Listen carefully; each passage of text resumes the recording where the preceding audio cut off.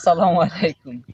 তো দুঃখের কথা আর কিতা হইতাম যাবতীয় মানে ৪-৫ দিন থাকি যে অবস্থা দেশের পরিস্থিতি আপনারা তো দেখলা বাড়তি বাড়ুনি আর রাস্তাঘাটের যে অবস্থা বা যে পানি বাংলাদেশের যে পানি আল্লাহর রহমত দোয়া রহমত কিতা করবা কিচ্ছু করার নাই তো আমরা কোনো হাত নাই আমরা খুঁজে ঘুমাইতে পারতাম না। তো মহান আল্লাহ তাআলার দোয়া উপহার তো আমরা অবশ্যই মানিয়ে নিতে হইব। সো পানির দ্বারা অনেক মানুষের অনেক ধরনের ক্ষতি হয়েছে, কিতা করবা।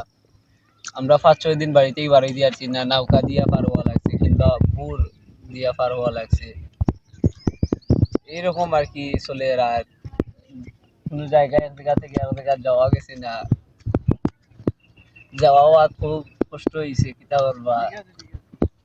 যাওয়া তো অনেক কষ্ট হয়েছে, কষ্টের কারণে অনেক মানুষ ক্ষতিগ্রস্ত হয়েছে হওয়ার কারণে বিভিন্ন মানুষের অনেক হাজার হাজার লাখ লাখ টাকা নষ্ট হয়েছে। তো কিচ্ছু করার নাই, আল্লাহর ইচ্ছা যেখানে আর তো গোটার গান ঘটে গেছে, মানিয়ে নিতে হইব।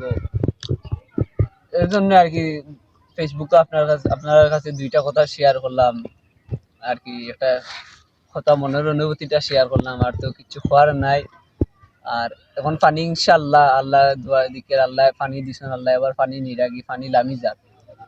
তো আশা করি খুব দ্রুত পানি লামি যাইব। আর নাই ওই যে রাস্তাত পানি আছিল,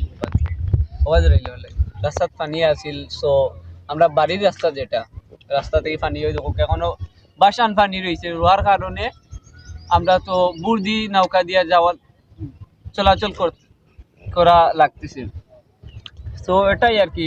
বাট আশা করি আজকে রাত্রে পানিটা নেমে যাবে, যার ফলে আমরা রাস্তা দিয়ে চলাচল করতে পারবো। তো আল্লাহ হাফেজ, ভালো থাকবেন, আসসালামু আলাইকুম।